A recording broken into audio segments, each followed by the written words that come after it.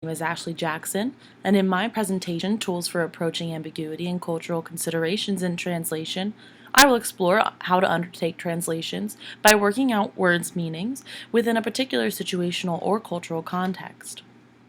In the title slide, the comic pictured employs lexical ambiguity to achieve humor within the patron's intention of a steak well done and the server's misinterpretation of a job well done. And in my presentation, ambiguity, we have two types: lexical ambiguity, which is related to the semantic meaning of words and pertains to when a word has more than one meaning in interpretation.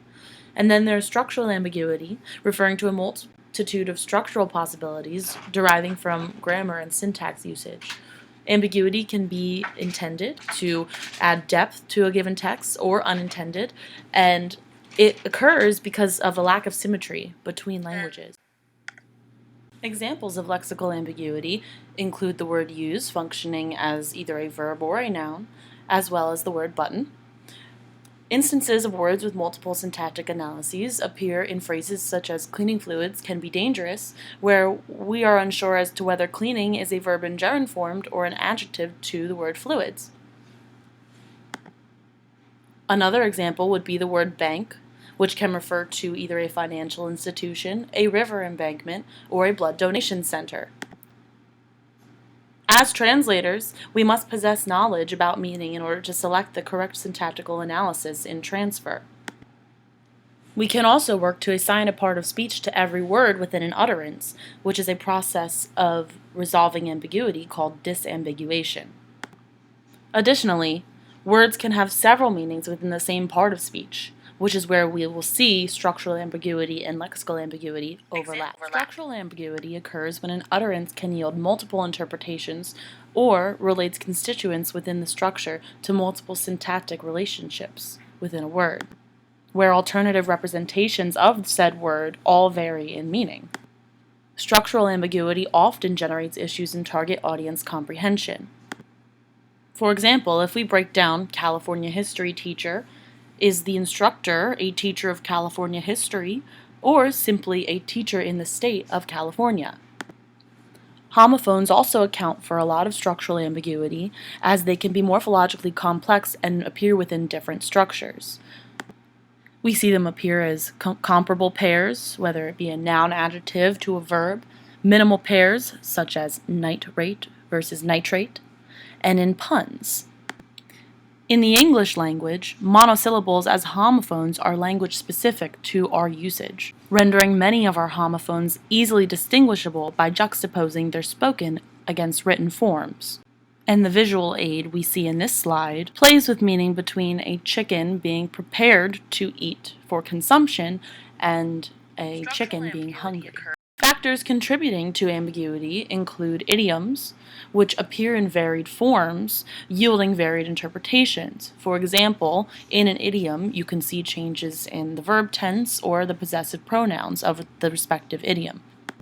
In transfer, an adequate translation of an idiom, for example, kick the bucket in English, may simply be one word in the target language, which would be morir in Spanish, and we will speak more upon lexical holes and gaps in a slide or two. Idioms also cause ambiguity when they appear in passive versus active constructions. Ambiguity also occurs when a word is assigned to more than one grammatical category, and also in cases of ethnocentrism, whether it be in the source, culture, or target, which we will cover more in just a few moments. Aside from our visual example of ambiguity with humor surrounding it based on the difference in meaning between a tape recording and sticky tape, I also have another example that I would like to share with you. In Star Wars, Yoda inverts independent and dependent clauses within spoken word. For example, good relations I have, which is intended to boost the effect of his alien nature and wisdom. This would not be easy to replicate in translation because the target language product may not resemble the English grammatical structure of such a jarring utterance. So a similar effect is transferred using a varied grammatical form which is appropriate for the respective language and culture, which we are all conditioned to. Further explained, Lexical holes are instances where one language must use a phrase to convey what another language expresses in one word. It is crucial to recognize these as it helps us gauge where to compensate or clarify for ambiguity in transfer. In Spanish, lexical holes or gaps are called lacuna, referring to espacio vacío, or the empty space left. We have our textual example from the previous slide with Morier for Kick the Bucket, and we also have the photo in the background, which is an artistic portrayal of the Danish term hygge, which is their concept of community and what it means to foster that within a culture. Interestingly enough, it seems to encompass a few concepts of our own, such as community, compassion, and mindfulness. Ambiguity presents issues in transfer when whole phrases, particularly prepositional phrases, can occupy more than one position within a sentence.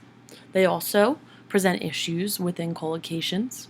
For example, we say milk goes sour and butter goes stale. Ambiguity presents issues within differences between roles assigned within a culture.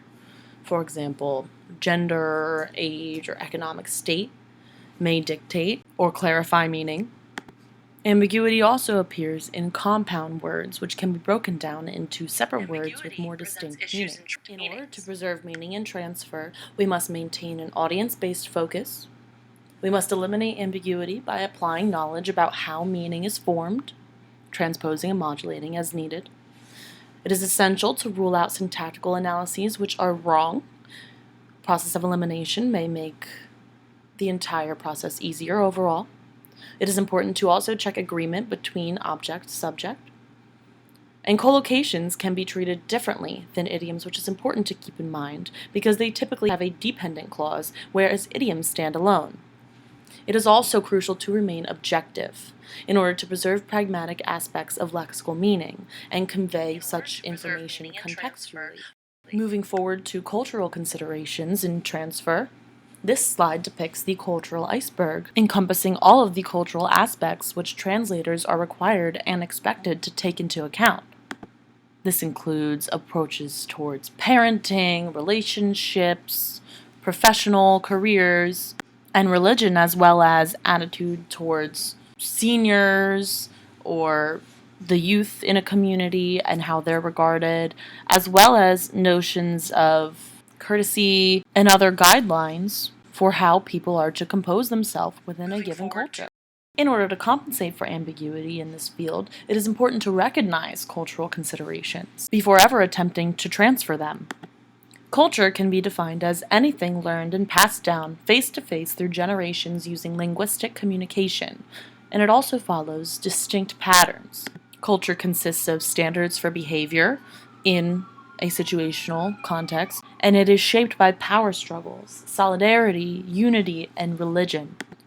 Rooted in the collective perception of reality is language as an expression in any given culture. It is the implicitness shared within a community. This expression differs text to text and author to author, as do respective cultures. As translators or interpreters, we must consider culture throughout 3 stages: facts relating to a given culture, practice, meaning usage of the words and phrases in speech, and the third, processes, which pertain to where words are placed in the source language. The term culture originates from Latin and is a derivative which culminates in a human's environment cultivating and influencing them. Cultus is the cultivation, while cohere would be to till. Just as MLK's quote appears, "We are made by history, we are shaped by culture, and culture is shaped by our history."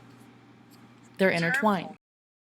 Culture is how people recognize where they belong in the world, and it's crucial for self-worth and identity, which is why it shapes us so much. And here we have what I took to be a very silly comment on cultural identity.